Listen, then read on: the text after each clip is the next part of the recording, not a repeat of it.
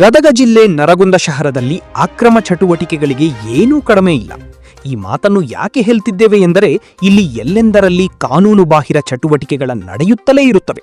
ಅದಕ್ಕೆ ತಾಜಾ ಉದಾಹರಣೆ ಎಂದರೆ ಅಬಕಾರಿ ಇಲಾಖೆ. ಇಲ್ಲಿನ ಅಬಕಾರಿ ಅಧಿಕಾರಿಗಳು ಸ್ವಲ್ಪ ಇತ್ತ ಕಡೆ ಗಮನ ಕೊಟ್ಟರೆ ಸಮಾಜವನ್ನು ನಷ್ಟದಿಂದ ಕಾಪಾಡಬಹುದು. ನಾವಿಲ್ಲಿ ನಿಮಗೆ ತೋರಿಸ್ತಾ ಇದ್ದೀವಿ. ಶಾಂತಿ ಪಾರ್ಕ್ ಎಂದು ನಾಮಫಲಕ ಹಾಕಿ CL2 ಲೈಸೆನ್ಸ್ ಪಡೆದಿದ್ದರೂ ಮದ್ಯ ಮಳಿಗೆಯ ಮಾಲೀಕ ತನ್ನ ಇತಿಮಿತಿಯನ್ನ ಬಿಟ್ಟು ಅಬಕಾರಿ ಕಾನೂನುಗಳನ್ನ ಗಾಳಿಗೆ ತೂರಿ ಮನಸೋ ಇಚ್ಛೆ ಬಂದ ಹಾಗೆ ನಡೆದುಕೊಳ್ಳುತ್ತಿದ್ದಾರೆ. ಇದನ್ನು ಅಬಕಾರಿ ಅಧಿಕಾರಿಗಳಿಗೆ ಹಲವಾರು ಬಾರಿ ಗಮನಕ್ಕೆ ತಂದರೂ ಕೂಡ ಯಾವುದೇ ಪ್ರಯೋಜನವಾಗಿಲ್ಲ. ಯಾಕೆ ಈ ಅಂಗಡಿಯ ಮಾಲೀಕ ಹಾಗೂ ಅಬಕಾರಿ ಅಧಿಕಾರಿಗೆ ಏನಾದರೂ ಸಂಬಂಧವುಂಟೆ? ಅಬಕಾರಿ ಅಧಿಕಾರಿ ಕ್ರಮ ತೆಗೆದುಕೊಳ್ಳುವುದು ಬಿಟ್ಟು ಸುಬುಗು ಹೇಳುತ್ತಿದ್ದಾರೆ.